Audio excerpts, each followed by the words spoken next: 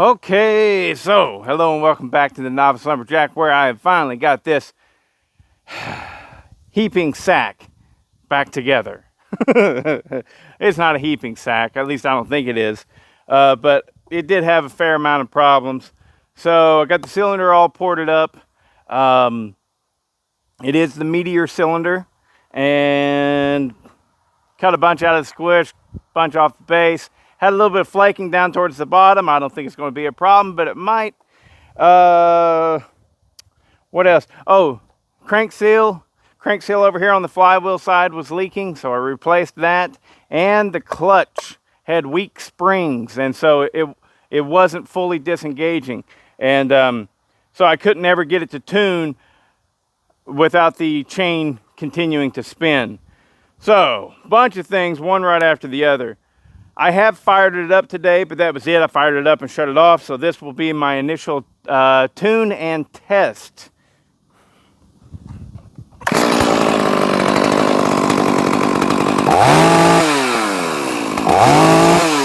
Heavy four-stroking.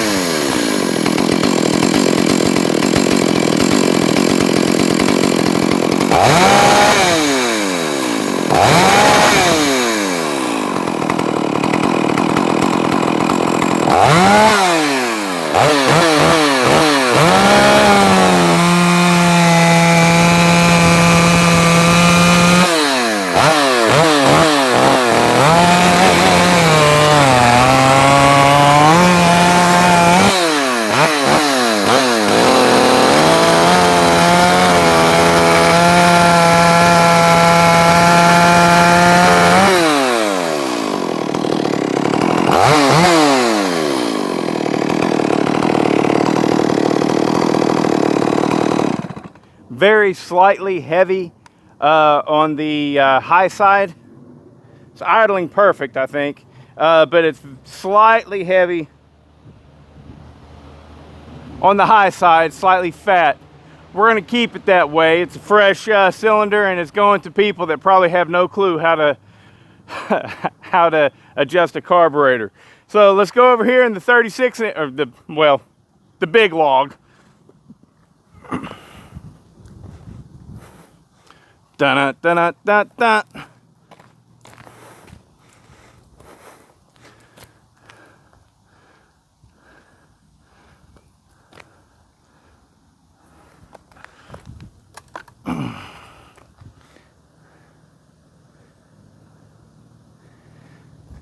Okay, hopefully you'll still be able to see my head.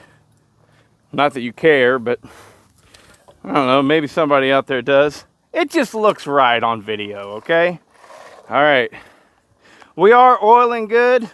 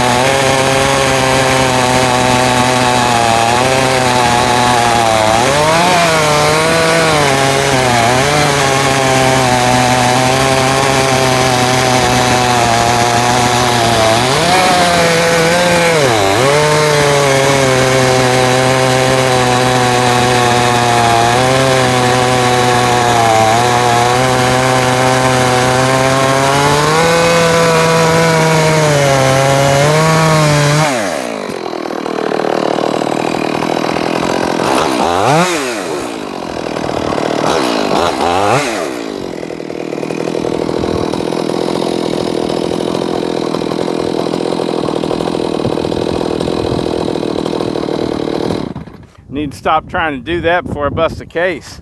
It just keeps getting harder and harder. Right here, this is a huge branch a big old branch this big came off of this log right here. And so this is all nothing but knot. And this is why, if you watch the channel, you've heard me say it a lot. This right here is no longer suitable for testing. It hasn't been for a long time. It hasn't been suitable for testing for over a foot because of this knot right here. And you know, even if I was to do another cut right behind that, it would go deeper into that knot. So deeper into the middle of the knot.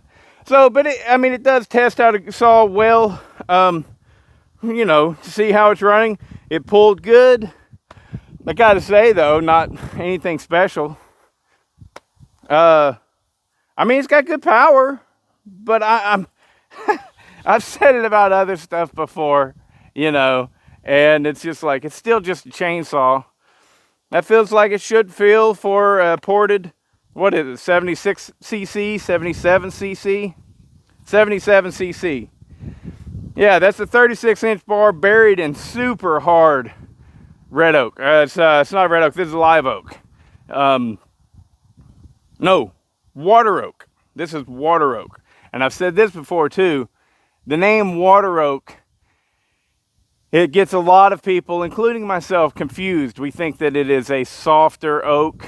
It's just full of water, high moisture content. Not the case. They just thrive in areas that have a lot of moisture in the ground. They usually are found around bodies of water, hence the name water oak. Will they grow other places that don't have bodies of water? Yes. I have one in my on my property, and the closest water hole is 400 yards away. And so it'll still grow, but it is a nice moist environment here in Georgia. We get a lot of rain. And anyways, but that's besides the point. It is freaking hard. I could hit it with a hammer and not dent it. So it is a good, powerful saw. But like I said, I've ran so many nowadays that I'm like, meh. But that feels pretty close to the Farm Max 660 that I sold to the same guy who's getting this. Pretty close, probably not quite there, you know, but it's a lot smaller saw. He'll run a probably 24-inch bar on this and be happy as a pig in shit. So, but yeah, again, with Bodie, that's me, that's my name. With me here, I'm like, I don't know, I just don't see the big draw to Stihl. It's just a chainsaw. Huskies are as good as this. Dolmars are as good as this. The Echoes are as good as this. I would say that's really comparable to the 7310s that I have built, you know, and they're 73.5 cc's, I think it is. So, I mean, it's fine.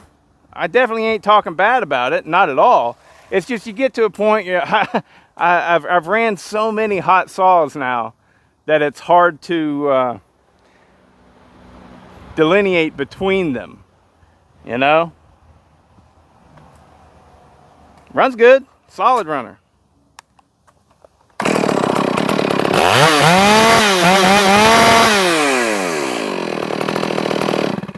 And of course, it's a brand new piston and ring, so as it breaks in, it'll get better and better.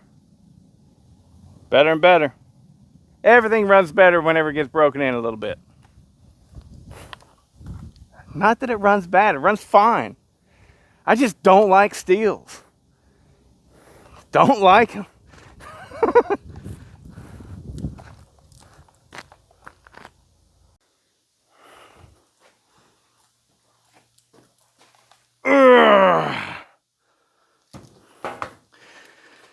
That's a whole lot of bar on this thing.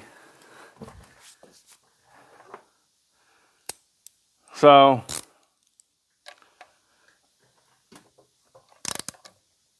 the numbers on this, ended up being 78 on the intake, 101 on the exhaust, and 121 on the transfers. And that's got a 23,000 squish.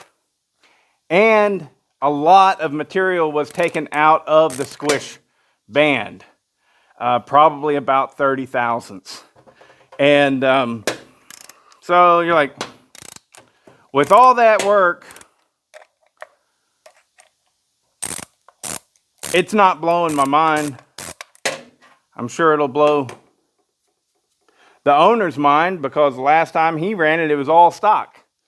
And this is the only time I've ever actually had it in the wood. But the last thing that I built and had in the wood was that 372 clone saw that I built for Eric. And that thing was screaming. So we can all be out there and pretend like we can tell a difference with this or that. And it becomes really difficult whenever you are, you know, when you're not comparing them one right after the other. And I'm not sure. That's a 7-pin sprocket. I was going to say it looked like it was an 8-pin sprocket, but no, it's not. It's 7-pin. So the last of this gentleman's saws are done. Finally. This thing, what a headache.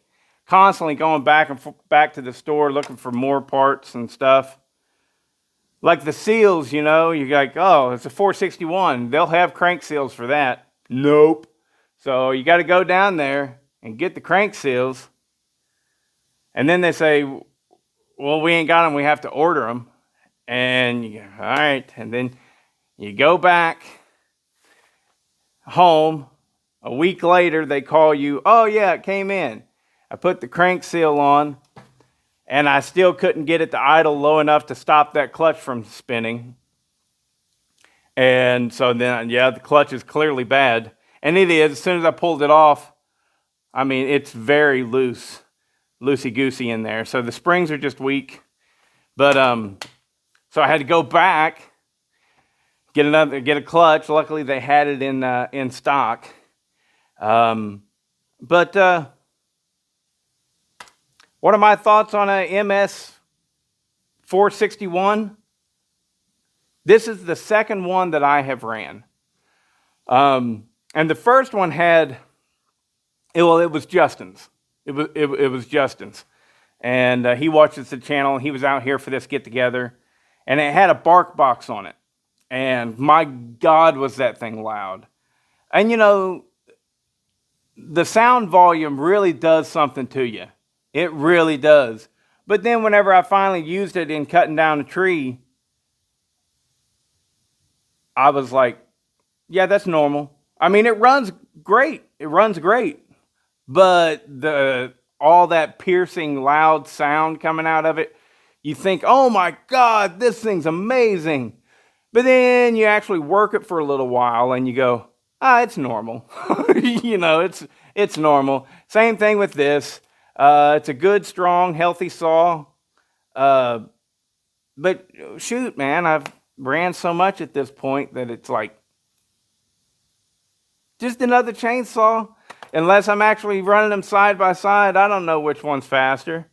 You know, I just don't. So, anyways, but yeah. If it'll pull that big 36-inch bar in that chunk of oak, because I can't stress that enough.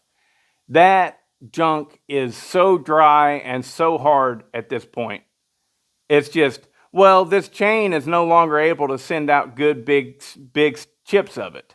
And, you know, naturally, you want to go, well, that means you need to sharpen the chain. I think this chain is probably still good. You know, it's just the wood's that hard. And some of you guys may have never experienced that. And you think you can't help but call bullshit. You're like, no way. No.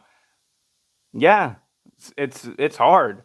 So, anyways, that's enough for this video. I'm going to tally up everything for a payday and give Andreas a call.